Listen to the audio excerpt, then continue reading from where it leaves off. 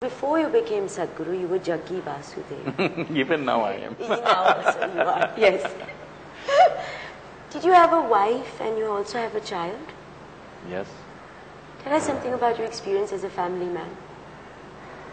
I'm someone who shares very deep and intimate relationships with lots of people. Lots of people. Too many, actually. So my relationships with my family also is similar. I'm very, very deeply connected with them. My wife is no more, but I have a wonderful daughter that she's my boss, so As daughters should be. Why did you take on the name as Sadhguru? it's not a name that I took on. It is just that literally Sadhguru literally means an uneducated guru. An uneducated? Yes. Because I do not know any scriptures, I do not know anything. The only thing that I know is, I know this piece of life absolutely, from its origin to its ultimate. I know this piece of life. I do not know anything else.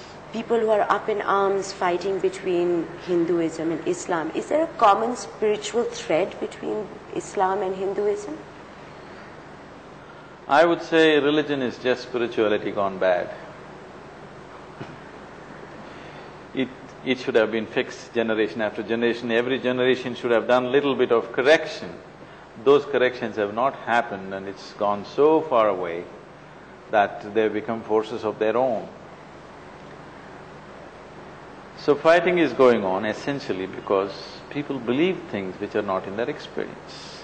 As I said earlier, it is one man's belief versus another man's belief. The essential difference between a spiritual process and a religion is just this. When you say, I'm religious, you refer to yourself as a believer. When you say, I'm spiritual, you refer to yourself as a seeker. So you can only be a seeker if you realize, I do not know. Belief means you have assumed something that you do not know.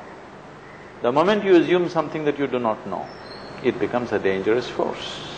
In your discourse on sexuality, you talk about sex being predominantly only for procreation. So is that one cannot enjoy sex for the sake of sex? I never said it's predominantly for that. I said essentially nature has put that dimension into your body for that purpose. If pleasure was not attached, you wouldn't be born, I'm telling you, believe me. I was talking about the biological nature of sex, not the social aspect of it.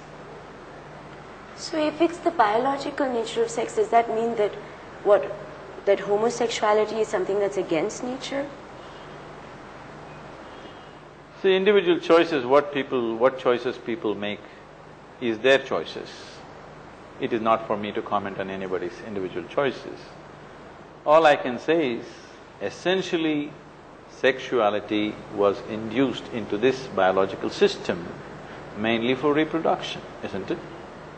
Do you have a question about that? Is there a debate about it?